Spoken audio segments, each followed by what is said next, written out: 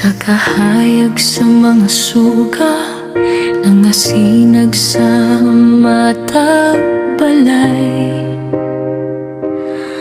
makita nimo ang katahong sa Pasko nga di mapugngan. Pero aduna pa'y kulang sa kalipay nga atong giangkon.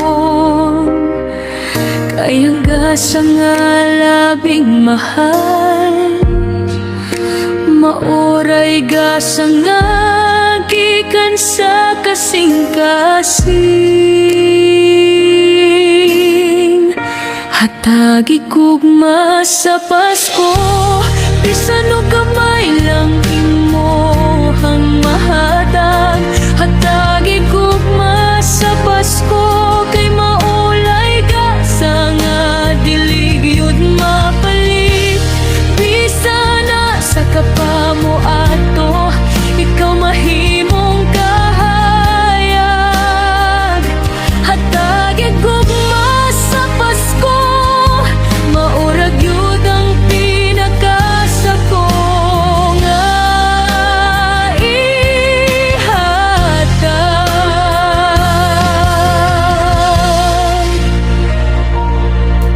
Daghan ng nangita kamot nga moduot sa ilang kasakit.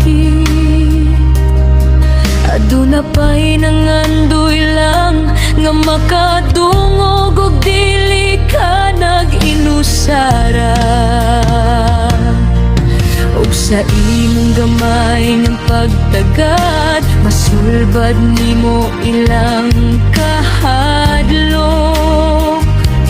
Kayang tinuod nga pagbati, mao ang tinuod nga espiritu sa Pasko. Hatagi gugma sa Pasko, bisan o gamay lang imohang mahatag. Hatagi gugma sa Pasko, kay maulay gasa nga dili gyud mapalit. Bisan na sa kapamo ato, ikaw mahimong kahayag. Hatagi gugma sa Pasko, maurag yun ang pinakasako nga ihatag.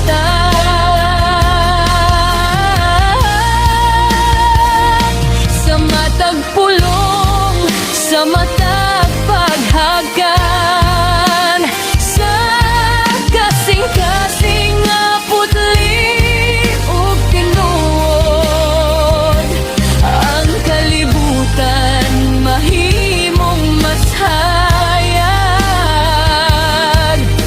Kung gugma atong ipanghatag, hatagi gugma sa Pasko.